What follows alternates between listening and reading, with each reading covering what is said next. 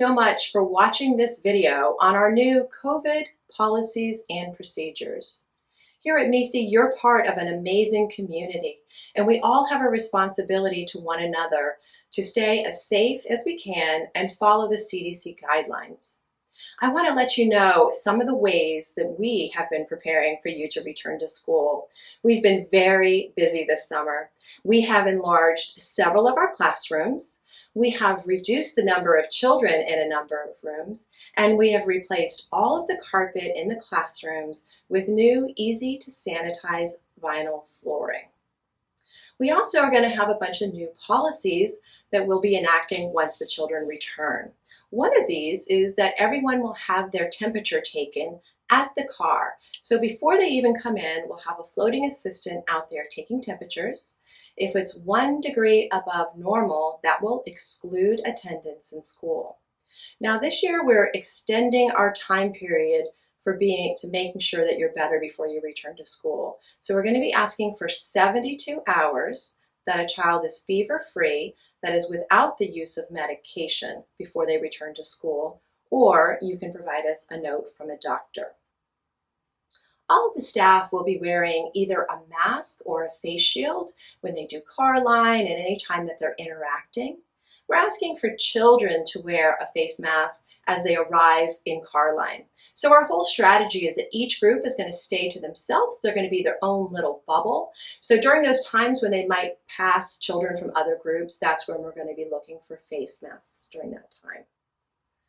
We're going to have our floating assistants going out and sanitizing the playground and the bathrooms between each group. So we're going to make sure there's no cross-contamination going on from one group to another by having that person use hydrogen peroxide-based sanitizer. So it'll be nice and clean and safe. This year, our early drop program has been modified so that it's only for essential workers. This way, we're limiting the number of children that are in the group, and once again, we're avoiding that mixing of children. So please respect that policy. Lunch Bunch will be offered in each classroom so that we can keep those groups separate. The exception to this may be if we have just one 2-year-old and one senior 2, then they will be combined. But otherwise, the Lunch Bunch groups are staying separate. We've made several modifications to our car line. It's going to look the same to you, but from our end, normally children all gather in the pavilion as they wait to be picked up. We're going to have them spread out. We've purchased more tablets so that we can have some stay in a classroom, some wait on the splash pad, and that way the teacher will have the tablet and they'll know when your child is ready to be brought out to the car. Again, keeping all of our classes separate.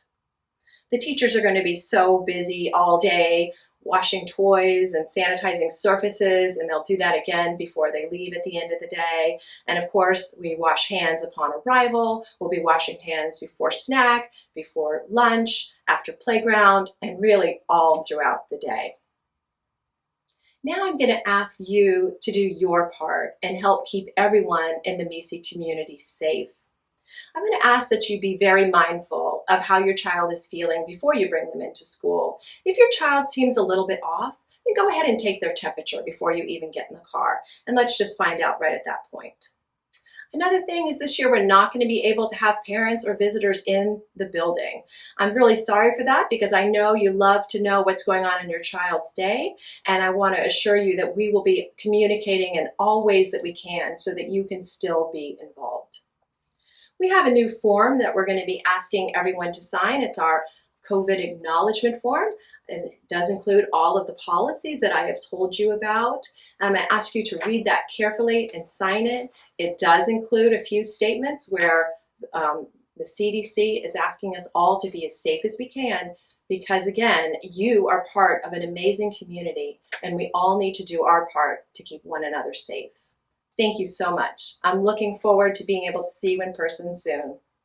Bye-bye.